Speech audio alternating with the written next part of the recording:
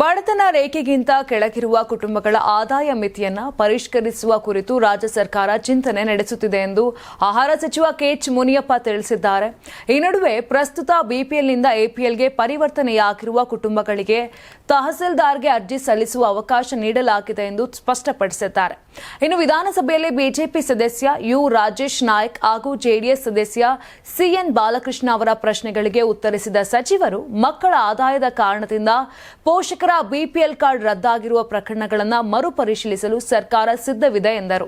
BPL ಕಾರ್ಡ್ಗಳ ವಾರ್ಷಿಕ ಆದಾಯ ಮಿತಿ 1.20 ಲಕ್ಷವಾಗಿದ್ದು ಈ ಮಿತಿ ಅತ್ಯಂತ ಕಡಿಮೆಯಾಗಿದೆ ಅಂತ ಸಚಿವ ಮುನಿಯಪ್ಪ ಅಭಿಪ್ರಾಯಪಟ್ಟಿದ್ದಾರೆ. ಈ ಆದಾಯ ಮಿತಿಯನ್ನ ಹೆಚ್ಚಿಸುವ ಅಗತ್ಯವಿದ್ದು ಈ ಬಗ್ಗೆ ಸರ್ಕಾರ ಚಿಂತನೆ ನಡೆಸುತ್ತಿದೆ ಎಂದು ಮಾಹಿತಿಯನ್ನ ನೀಡಿದರು. ಮಕ್ಕಳು ನಗರ ಪ್ರದೇಶದಲ್ಲಿ ಉದ್ಯೋಗ ಮಾಡಿ ಆದಾಯ ತೆರಿಗೆ ಪಾವತಿಸುತ್ತಿದ್ದರೂ ತಂದೆ ತಾಯಂದಿರು ಅವರ ಮೇಲೆ ಅವಲಂಬಿತರಾಗಿದ್ದಾರೆ ಮತ್ತು ಗ್ರಾಮೀಣ ಭಾಗದಲ್ಲಿ ವಾಸಿಸುತ್ತಿದ್ದಾರೆ. ಅಂತ ಕುಟುಂಬಗಳ ಬಿಪಿಎಲ್ ಕಾರ್ಡ್ಗಳನ್ನು ಎಪಿಎಲ್ಗೆ ಪರಿವರ್ತಿಸುವುದು ನ್ಯಾಯಸಮ್ಮತವಲ್ಲ ಎಂದು ಸಚಿವರು ಹೇಳಿದರು. ಇಂತಹ ಪ್ರಕರಣಗಳಲ್ಲಿ ದಾಖಲೆಗಳತ್ತ ಪರಿಶೀಲನೆಯ ಬಳಿಕ ಮತ್ತೆ ಬಿಪಿಎಲ್ ಕಾರ್ಡ್ ನೀಡಲು ಅವಕಾಶ ಕಲ್ಪಿಸಲಾಗಿದೆ ಎಂದರು. ಪ್ರಸ್ತುತ ಬಿಪಿಎಲ್ ಕಾರ್ಡ್ಗಳು ಎಪಿಎಲ್ ಆಗಿ ಪರಿವರ್ತನೆಯಾಗಿರುವ ಕುಟುಂಬಗಳು ತಹಸೀಲ್ದಾರ್ಗೆ ಅರ್ಜಿ ಸಲ್ಲಿಸಿ ತಮ್ಮ ಆರ್ಥಿಕ ಸ್ಥಿತಿಗೆ ಸಂಬಂಧಿಸಿದ ದಾಖಲೆಗಳನ್ನು ನೀಡುವ ಮೂಲಕ ಮರುಪರಿಶೀಲನೆ ಪಡೆಯಬಹುದು ಅಂತ ಸಚಿವರು ತಿಳಿಸಿದರು.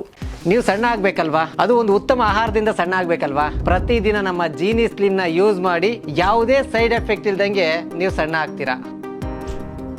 ಯಾರಾಗ್ತಾರೆ ಎಂಎಲ್ಎ ಅಭ್ಯರ್ಥಿ 2028 ಶೀಘ್ರದಲ್ಲೇ.